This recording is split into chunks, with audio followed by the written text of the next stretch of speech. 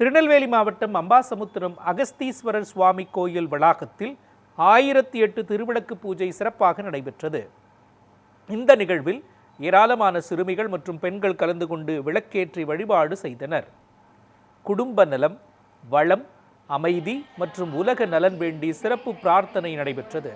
மேலும் மாணவர்கள் கல்வியில் சிறக்கவும் விவசாயம் செழிக்கவும் வேண்டி வழிபாடு நடத்தப்பட்டது.